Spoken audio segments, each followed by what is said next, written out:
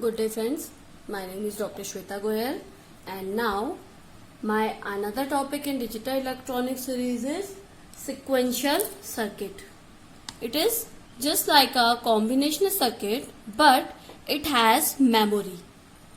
In the combination circuit we was talking about only input and output. They does not depend any previous output. They does not have any feedback circuit. But in a sequential circuit, a memory element or we can say a feedback element is there. Okay. Now, it contains memory. The output depends on present input as well as previous output. It has feedback. It is a sequential circuit. Input, output and memory output. Memory input is there and the feedback. After the comparison between previous output and present input, we get sequential circuit input. So this is a sequential circuit, and in a combination circuit I have explained earlier that there is no memory element. Okay, I have explained the difference between sequential and combination circuit in my previous videos. You can go there and check. Now the examples of sequential circuits are counter, registers and flip-flop. Now there are many types of counter, registers and flip-flop. Asynchronous counter, synchronous counter, flip-flop. We will talk about here RS flip-flop, JK flip-flop, T flip-flop and delay flip-flop. We can say D flip-flop. Okay, RS flip-flop, set reset. JK flip-flop, T is toggle flip-flop, D is delay flip-flop. We will talk about all the circuit in our lectures. Okay. Now,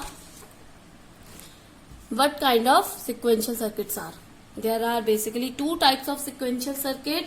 First is synchronous sequential circuit. Second is asynchronous sequential circuit.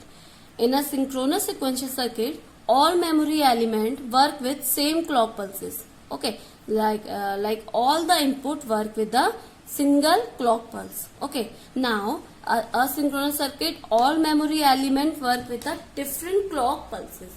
We have to give different clock pulse to the different memory element. Okay, now what is clock? We will talk about clock. So clock signal is a square wave signal, kind of this square wave signal. Okay, now where this portion is T on time and this portion can be T off time. One T on and one T off. This is a total time of a clock pulse.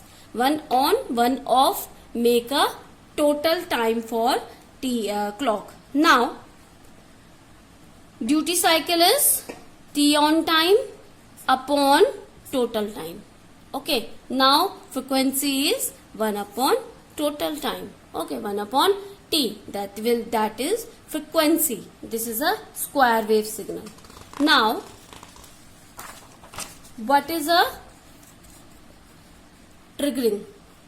How we can apply triggering to the sequential circuit or latch? First of all, triggering. What is triggering? Triggering is to trigger something. Okay, triggering means to trigger something. So clock signal can also be defined by operational speed and transient of state. How it can be transient, how can it is on and off. Okay, now output state changes with respect to clock signal.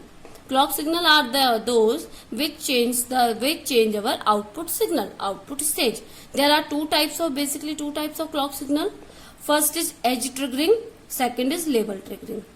Further divided edge trigger, that is positive edge triggering and negative edge triggering. Label triggering, positive label triggering and negative label triggering. Now I will talk about what is that. This is a clock pulse. Let me show you. This is a clock pulse.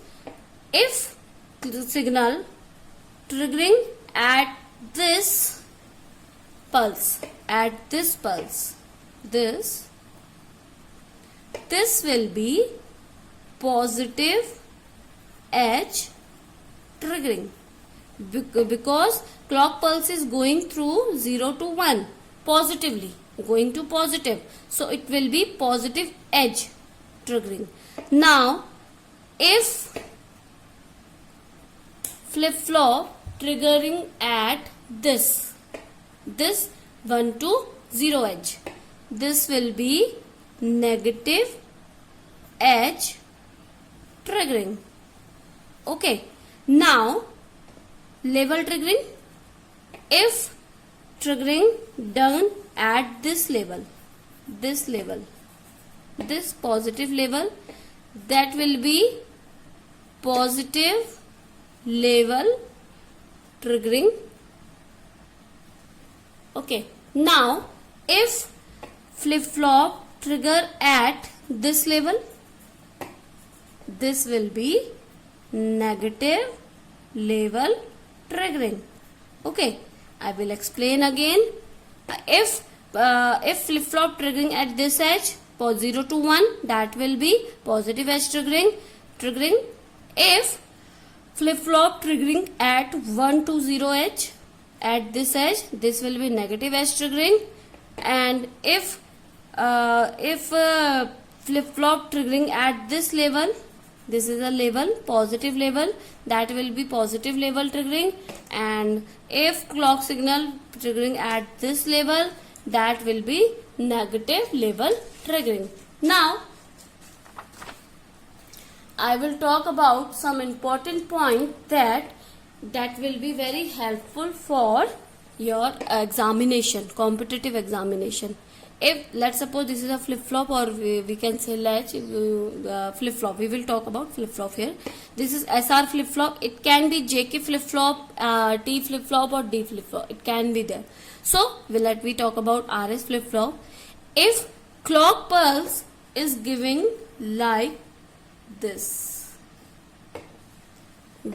like this, that will be positive edge triggering. Okay, sometime question is giving, but you don't know how to make our triggering. Okay, so in a competitive exam, only the symbol can identify what is positive edge triggering. Is it positive edge triggering, negative edge triggering, positive level triggering, or negative level triggering? So if symbol is giving like this, so it will be positive edge triggering. If RH flip-flop giving like bubble, then clock signal. Okay, that will be negative edge triggering. Now if clock signal is giving like this, it will be positive level triggering.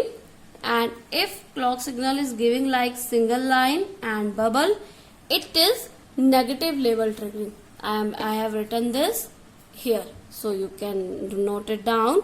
That I will explain again. If clock signal is giving like this signal, this type of symbol, that will be positive edge trigger. If clock signal is giving like this triangle and then bubble, that will be negative edge trigger. If clock signal is giving like a single line, that will be positive level triggering. If clock pulse is giving like single line and then bubble, that will be negative level triggering. So this is this is enough for this lecture. If you have any query regarding the sequential circuit basics, you can comment me in my comment box. I will explain there. If you have any query regarding this session, please subscribe my channel for more videos. Thank you, good day and take care.